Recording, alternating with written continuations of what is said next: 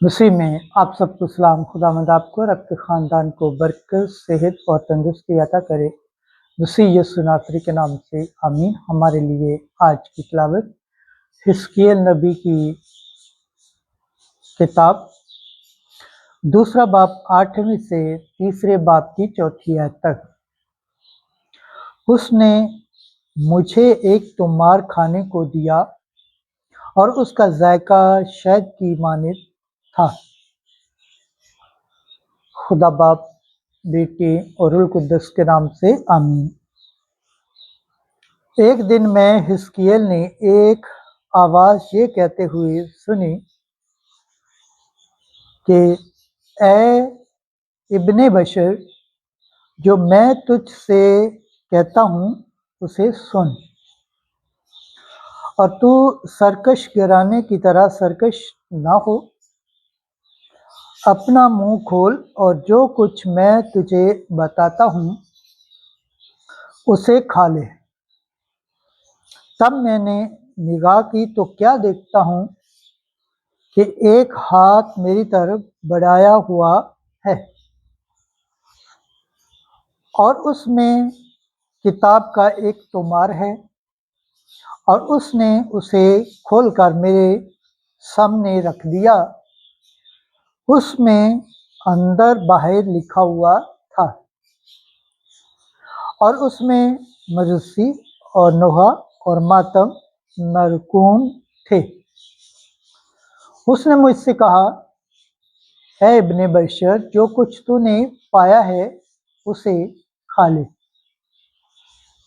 इस तोमार को खा जा और इस्राएल के घराने से कलाम कर।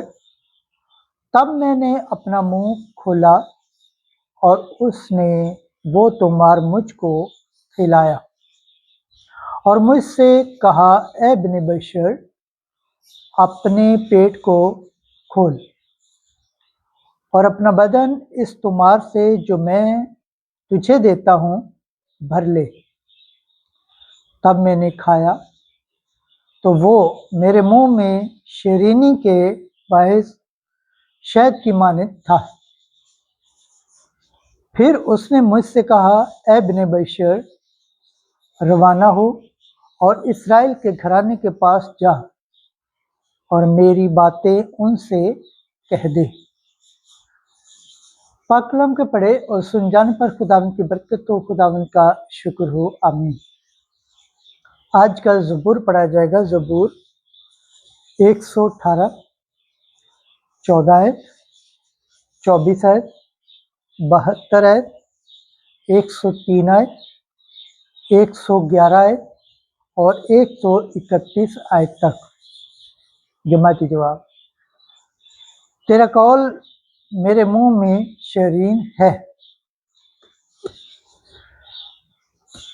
मैं तेरी शहादतों से इस कदर खुश हूँ जिस कदर के हर तरह की दौलत से। तेरी शहादतें मेरी खुशी का बायस हैं और तेरे कवानीन मेरी सलाहकार हैं। जमाती जवाब। तेरा कौल मेरे मुंह में शरीन है।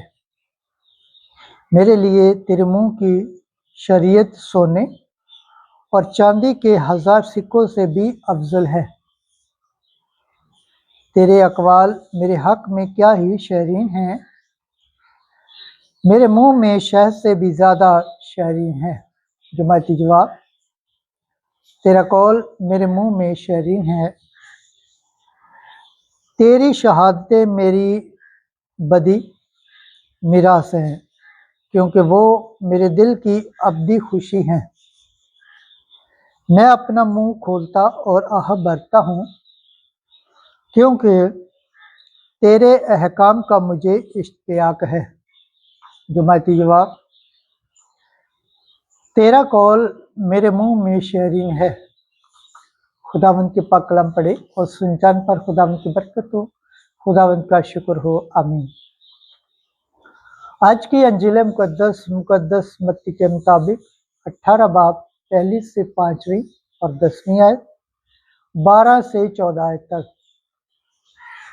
खबरदार, इन छोटों में से किसी को नाचीज ना जानो।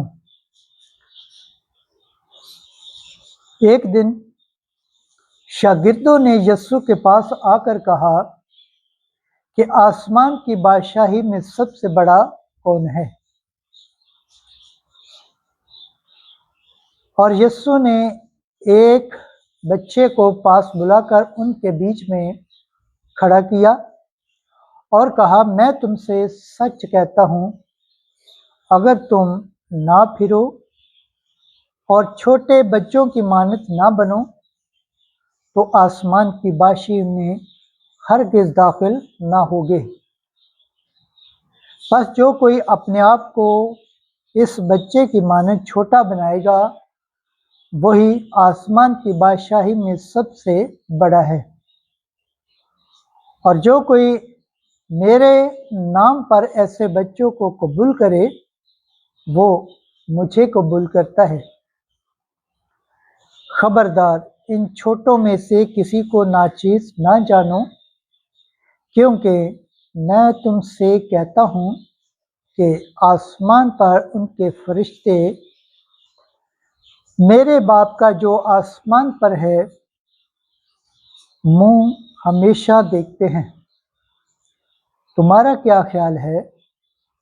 अगर किसी आदमी की 100 भेड़ें हों और उनमें से एक भटक जाए तो क्या वो 99 को पहाड़ों पर ना छोड़ेगा और उस भटकी हुई की तलाश में ना जाएगा? और अगर ऐसा हो कि उसे पाए तो मैं तुमसे सच कहता हूँ कि वो इन 99 की निस्बत जो ना भटकी इसके सबब से ज़्यादा खुश होगा। इसी तरह तुम्हारा बाप जो आसमान पर है नहीं चाहता कि इन छोटों में से एक भी हलाक हो। अंजिल मुक़द्दस के सिला से हमारे गुनाह माफ़ किए जाए। MC तेदिस तायशो। खुदावंद के पाक कलाम पढ़े और सुनजान पर खुदावंद की बरकत हो। खुदावंद का शुक्र हो। आमीन। खुदा बाप, बेटे और रूह कुद्दस के नाम से आमीन। अजीज दोस्तों, आप सबसे गुजारिश है इस चैनल को ज़्यादा से ज़्यादा शेयर करें, लाइक करें, सब्सक्राइब करें और कमेंट करें और बेल आइकन को प्रेस करना ना भूलें ताकि हर आने वाली वीडियो का नोटिफिकेशन सबसे पहले आप तक पहुंचे। जिस तरह आप खुदावंद के पाक और जिंदा कलाम से बरकत पाते हैं, सेहत पाते हैं, तंदुरुस्त पाते हैं और खुदावंद की निजात हासिल करने के लायक ठहरते हैं, इसी तरह गैर अक़वाम तक भी चैनल को शेयर करें ताकि वो भी खुदावंद के पाक और जिंदा कलाम से बरकत पाएँ, सेहत पाएँ, तंदुरुस्त पाएँ और खुदावंद की निजात हासिल करने के लायक ठहरे। आमीन।